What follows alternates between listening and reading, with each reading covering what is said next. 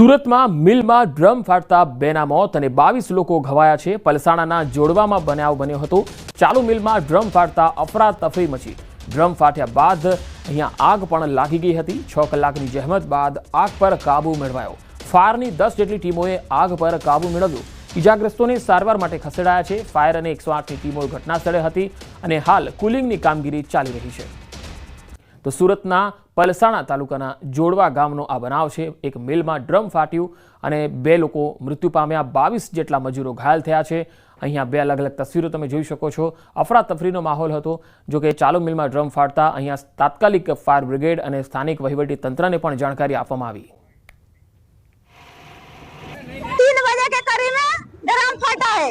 Drum फटा है तो उसमें आग नहीं ऊपर फेंक रहा था और 100 आदमी घूम रहा था, मतलब कंपनी के अंदर में आदमी खोजे है लाग। ड्रम ना फाटवाથી જ્વલનશીલ કેમિકલના લીધે આગની ઘટના ધ્યાનમાં આવેલી છે।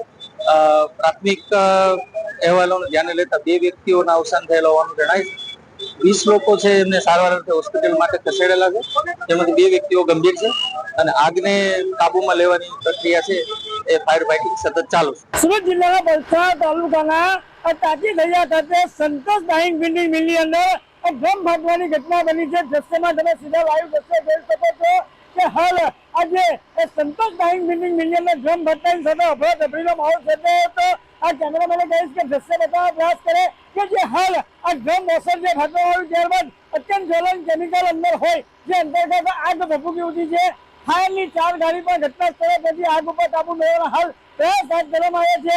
જિલ્લા પોલીસ દ્વારા સહિતની ટીમ ઘટના સ્થળે પહોંચી અને જે ટ્રાફિક તેમજ લોકો પર નિયંત્રણ હાલ મેળવી રહ્યા છે। ચોક્કસપણે આ ઘટનાની અંદર જે સૂત્રો પ્રમાણે માહિતી મળી છે એ મુજબ 2 લોકોના મોત નીપજ્યા છે।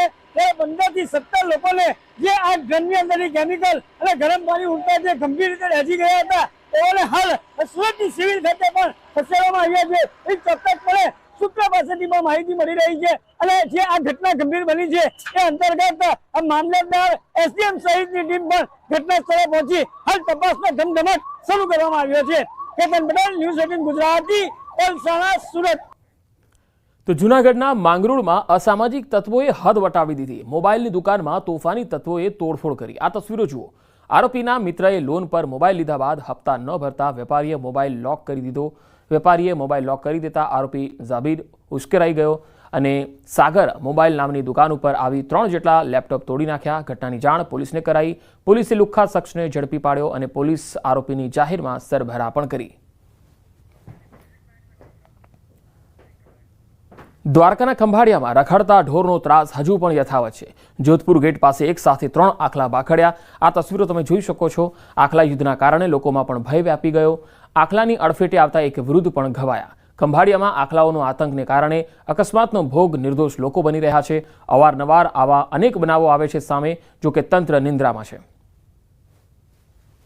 હું જોધપુર નાકાથી નમાજ પડીને ઘરે જતો હતો એ દરમિયાન સાયકલ લઈ અને પાડાએ મને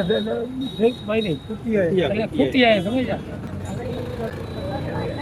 એટલે હાથમાં લાગ્યું છે, પગમાં લાગ્યું છે અને આને